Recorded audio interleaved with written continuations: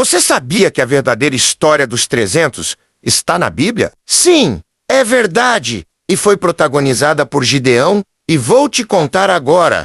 A história está registrada no livro de Juízes 6 ao 8. Este é um resumo do texto bíblico. O vento uivava através dos vales de Manassés, carregando consigo o cheiro de poeira e o sussurro do medo. Israel, outrora uma nação poderosa, agora se curvava sob o jugo dos midianitas, um exército vasto como a areia do deserto. Os israelitas fizeram o que era mal perante o Senhor, e ele permitiu que os midianitas os oprimissem por 7 anos. Em meio à escuridão, um homem, Gideão, escondido em um lagar, batia o trigo, tentando desesperadamente salvar o pouco que restava, mas o silêncio foi quebrado por uma voz. Uma voz que mudaria o curso da história. Gideão, homem valente, o Senhor está contigo. Gideão questionou. Se Deus está conosco, por que sofremos tanto? O Senhor respondeu. Vai com a tua força e livra Israel. Gideão, um homem comum, como eu e você, questionou o chamado divino. Senhor, ele implorou, como posso eu, o menor da minha casa, salvar Israel? Mas a resposta veio, clara e ressonante. Eu estarei contigo. Porque Deus, em sua sabedoria insondável, tinha um plano. Um plano que desafiaria toda a lógica humana.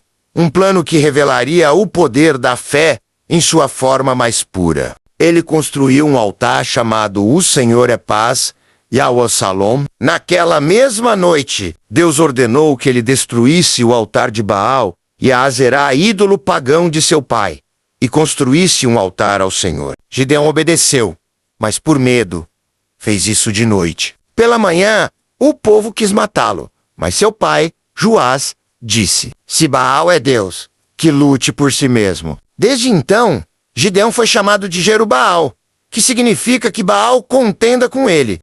O teste da lã. Os midianitas e amalequitas se reuniram para atacar Israel. Gideão, tomado pelo Espírito do Senhor, convocou um exército. Ainda inseguro, pediu mais um sinal. Colocou uma lã no chão e pediu que pela manhã somente ela estivesse molhada e o chão seco. Deus atendeu. No dia seguinte, pediu o contrário. A lã seca e o chão molhado. Deus atendeu novamente. E assim, começou a jornada dele e seu exército improvável. 32.000 homens se reuniram, mas Deus disse, é muita gente. Se vencerem, acharão que foi por sua força. Ordene que, quem tiver com medo, volte para casa, e 22.000 homens voltaram. Deus disse, ainda era muito. Deus ordenou que testasse como bebiam água no rio. Apenas 300 homens levaram a água à boca com as mãos, enquanto os outros se ajoelharam bebendo como um cão. Deus disse, com esses 300 eu livrarei Israel. E assim, o exército foi reduzido, primeiro para 10.000, depois para 300. Homens escolhidos pela forma como bebiam água, um teste de vigilância e prontidão.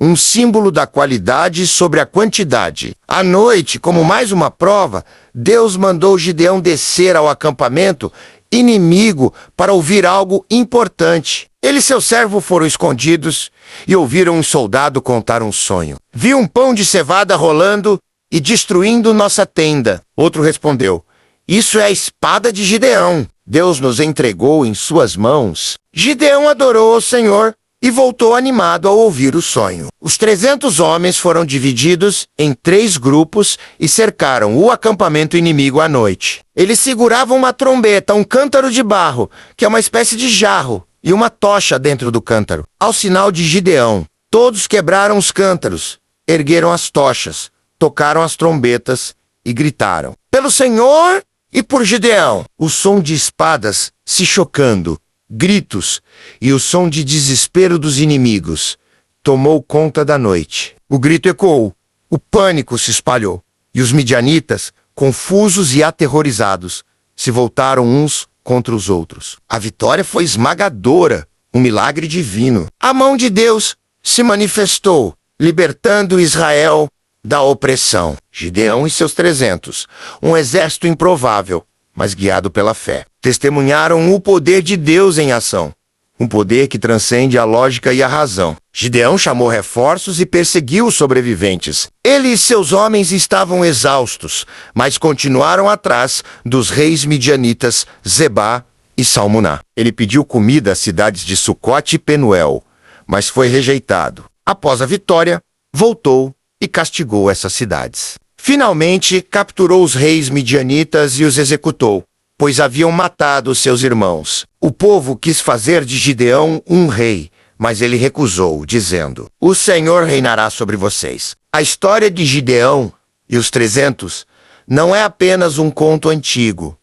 É um espelho que reflete a nossa própria jornada. Quantas vezes nos sentimos pequenos e incapazes, cercados por desafios que parecem intransponíveis? Mas Deus, assim como fez com Gideão, nos chama para sermos valentes, para confiarmos em sua promessa, para reconhecermos que, em suas mãos, somos capazes de realizar o impossível.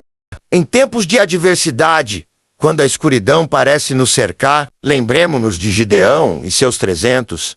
Agora, se você gostou de conhecer a verdadeira história dos 300, eu só te peço uma coisa em troca. Deixe o seu like para que essa história chegue em mais pessoas. Tamo junto e Deus abençoe.